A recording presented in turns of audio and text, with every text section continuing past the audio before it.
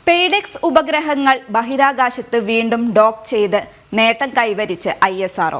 ഉപഗ്രഹങ്ങൾ തമ്മിലുള്ള ബന്ധം പുനഃസ്ഥാപിച്ചു. 15 മീറ്റർ അകലത്തിലായിരുന്നു രണ്ടാം ഘട്ട ഡോക്കിംഗ് സാധ്യമാക്കിയത്.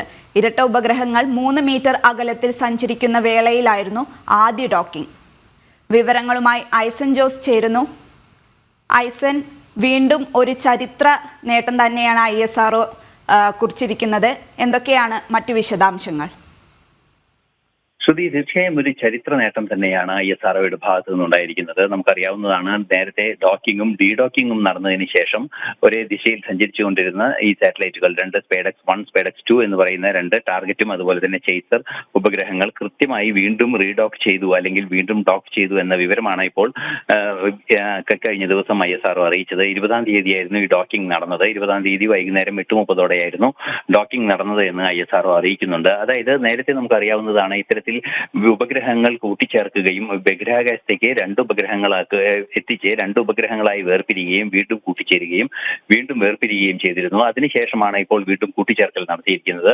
ഈ കൂട്ടിച്ചേർക്കൽ നടത്തുന്നത്, അതായത് ഭാരതത്തിന്റെ ബഹിരാകാശ ശേഷി, ബഹിരാകാശ രംഗത്തെ നിയന്ത്രിക്കുന്നതിനുള്ള, ബഹിരാകാശത്തുള്ള ഉപഗ്രഹങ്ങളെ കൃത്യമായി ഭൂമിയിൽ നിന്ന് നിയന്ത്രിക്കുന്നതിനുള്ള കാര്യക്ഷമത കൃത്യമായി ആർജിക്കുന്നു എന്നതിന്റെ തെളിവ് കൂടിയാണിത്. നമുക്കറിയാവുന്നതാണ്, ബഹിരാകാശത്ത് മറ്റു വിവിധങ്ങളായ, അതായത് സ്പേസ് സ്റ്റേഷൻ ഉൾപ്പെടെയുള്ള ഗവേഷണങ്ങൾ അല്ലെങ്കിൽ അത്തരത്തിലുള്ള പദ്ധതികൾ നടപ്പാക്കാൻ ശ്രമിക്കുമ്പോൾ ഇത്തരത്തിൽ വിവിധ ഘടകങ്ങൾ കൂട്ടിച്ചേർക്കുന്ന പദ്ധതിയായാണ് അത് നടപ്പാക്കുക. അതുകൊണ്ട് തന്നെ ഓരോ ഡോക്കിങ്ങിനും ഡീഡോക്കിങ്ങിനും ഏറെ പ്രാധാന്യമുണ്ട് എന്നത് ഒരു യാഥാർത്ഥ്യം തന്നെയാണ്. മറ്റൊരു സുപ്രധാന ഘടകം നമുക്കറിയാവുന്നതാണ്, പല ഘട്ടങ്ങളായി അകലം കുറച്ചു കൊണ്ടുവന്ന് 3 മീറ്റർ അകലത്തിലെത്തിയതിനു ശേഷമാണ് സ്പേഡെക്സ് 1ഉം 2ഉം ഉപഗ്രഹങ്ങൾ തമ്മിൽ കൂട്ടിച്ചേർത്തത് ആദ്യ തവണ.